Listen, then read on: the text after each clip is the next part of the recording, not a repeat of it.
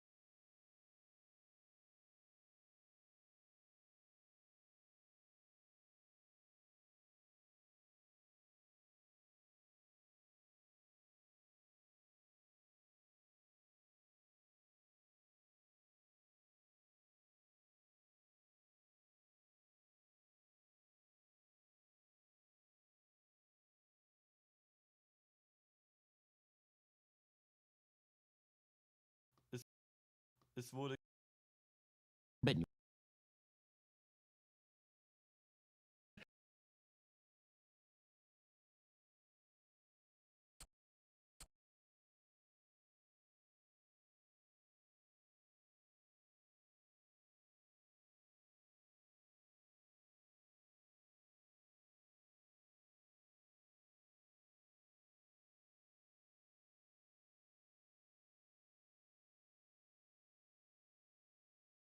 So for trans women competing with cis women in sports,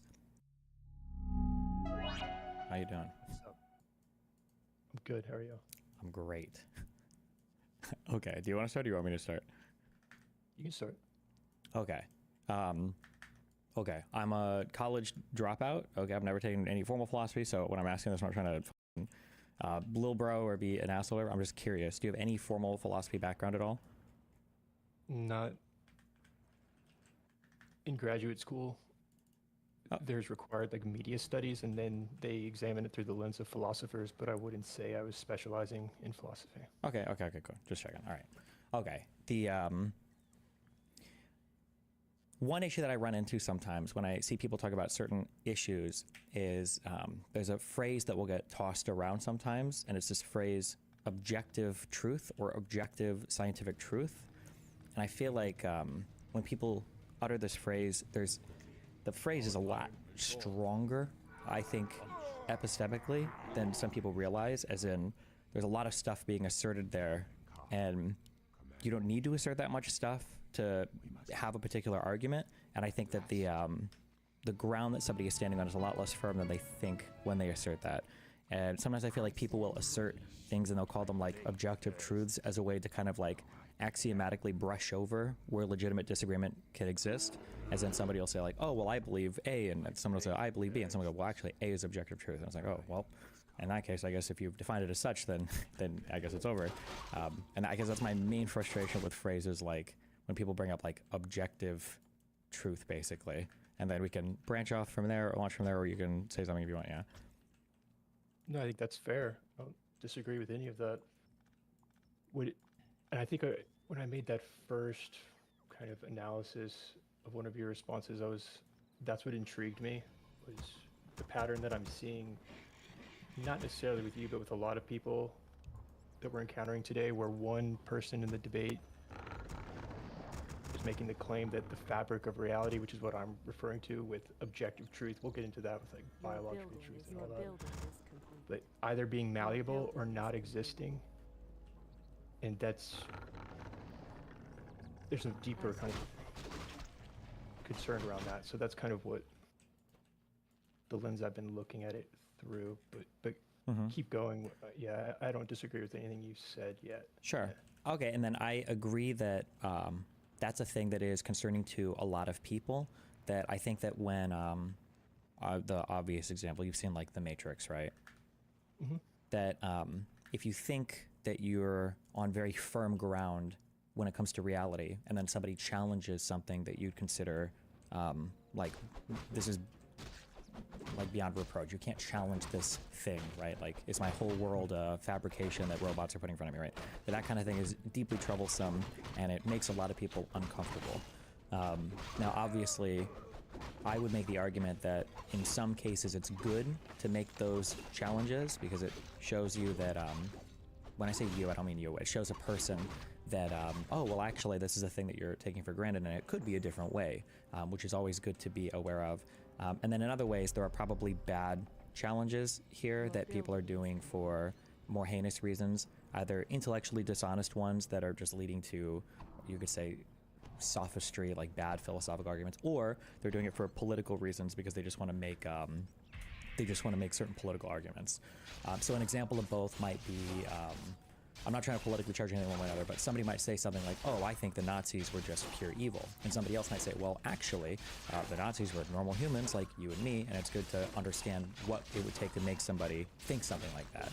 Like, that would be kind of like challenging some notion that somebody has. Where like, well, I could never be this thing. And it's like, well, maybe you could be. You could be a slave owner. You could have been a Nazi. You could have been who knows, right? That's a good challenge. And then maybe like a bad fact might be somebody saying like, oh, well, gay men are just like always going to be child molesters. And it's like, well, that fact, I don't know if that's so much as rooted as in any sort of real observation or any sort of like good philosophical argument, more than it's just somebody's putting this forward because they obviously don't like gay people and they just want to be, you know, anti-gay for whatever reason. Yeah. Okay. Yeah, no, I agree, because that's what's going to occur if we accept that whatever objective truth is beyond our reach. It's what we're striving for through science or objective understanding. But it's not, we don't necessarily have it, but it is there regardless. It's what we're trying to map onto through knowledge. So there's definitely going to be the improvement of how we map onto that. So there's always room for a conversation. But that's different than sometimes when I'm encountering like Thaddeus Russell. I was messaging, I was like, that's the one that interests me the most because he does that so hardcore, where it's not just, it's dismissing the idea that there is an objective truth even beyond our reach. If that makes sense. Sure, yeah. Okay, so do you want to get into a particular, I guess, what was the name you just referenced there? What? Thaddeus Russell. I did a video with him on Joe Rogan. We could dive into that. Let's keep going with this though, and kind of like consolidate whatever disagreement we have around that last video. That seems to be grounded in what we're talking about. Sure. So I guess broadly speaking, there obviously this huge meme question. It was a meme online for a while, and then the Daily Wire did a thing off of it, the what is a woman thing.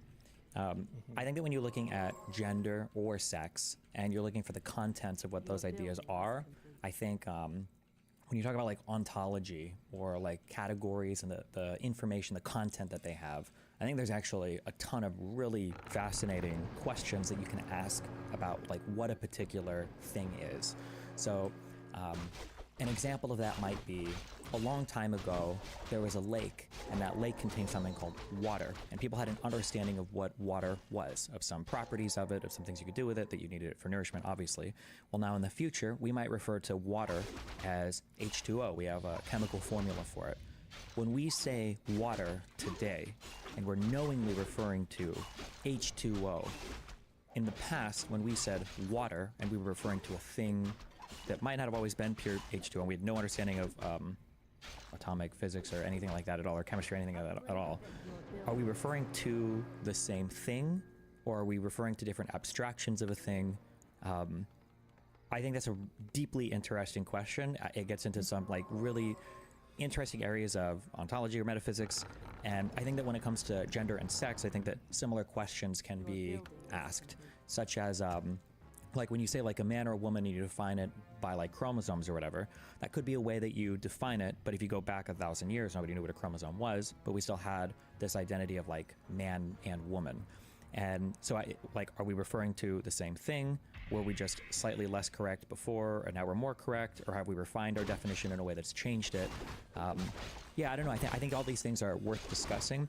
I think there's two huge issues sometimes that pops up. One is I think that there are people that confuse, and I feel like I think I would probably charge you with this. I think sometimes people will view something as being a social construct, or people will view something as being like a human-created, mind-dependent category, and they'll confuse that with it being arbitrary or worthless, just like whatever.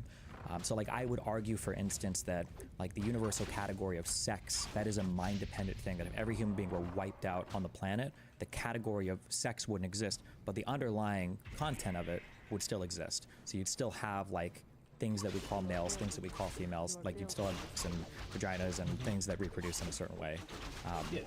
Yeah. Well, you were, so, Although I will say, just as a real quick, yeah. as a real quick on the second thing, there are people though, they're not as common anymore. There are people who do use it in an arbitrary manner, where they'll say something like, "Oh, well, a man or a woman can be literally anything," or like the entire concept of, for instance, of self-ID. You are what you identify as is literally self-defeating and stupid, because then anybody could be anything this time. So there are some people that use it in a bad way, but then I think sometimes the response to that is a little bit too aggressive in the other direction, I guess. Yeah. Yeah, this is the semantic level of how we're mapping onto that objective truth. So you're absolutely right that language is a social construct. It's how we are, what we've agreed upon to reflect that objective truth, which requires that objective truth to exist. So yeah, we could, the argument that, well, woman, it's a term we made up, okay, but the underlying what we're mapping onto, which is what we refer to as the biological, when we say the biological truth of what we agreed upon, that what does that represent? It's biologically. So yeah, so I don't think I necessarily disagree with that per se. I think it only bothers me, I guess I'm kind of repeating myself, is that whenever somebody entertains this conversation, it feels like sometimes there's a group of people that think they can shut it down very quickly and easily by saying something like the most common thing I hear is when somebody's like, "Oh, what is a woman?" Somebody says, "Oh, well, it's an adult human female." It's like, okay, well, if you're using female to define woman, I feel like we're in the land of tautology at this point. Like, you're defining a thing with a synonym. It doesn't seem like it's doing a very good job at that. Not to say that, like, well, a woman or a man could be anything. I feel like sometimes it's a shortcut. And then when I see certain people discussing a topic, it feels like the topic is being held hostage by politics or social prescription, rather than under kind of like underlying, I guess, analysis or understanding of any kind of truthful statement, I guess. Yeah, if that makes sense. sure, there's definitely the potential for that. But I'm trying to think the example. I was trying to remember the example that you used in that conversation with the where disproving the rule because there's an exception. Oh, I don't believe that. I think that's really dumb. I don't. Okay. Oh no, wait. Oh wait, I don't think so. I'm sorry. So there's a smaller kid there who I think was literally 16. I don't buy into all of his ideas. So some rules can be disproven by exceptions, and other rules, an exception never proves a rule. I don't know where that idea came from, unless there's some logic that I'm unfamiliar with. But there can be some rules that can be disproven by exceptions. And I think that kid might have given an example of one. So if I say, for instance, we're working in a binary system, and I see the number 2 pop up, well, we're not in binary anymore. Something else must be happening, right? So that would break that rule. Yeah, that's a more accurate analogy than what he was saying. So like if we were to say human beings are born with 5 fingers, well, some people are born without 5 fingers, but biologically speaking, is it accurate? Is it valid to say human beings have 5 fingers, even though there's not the potential for that?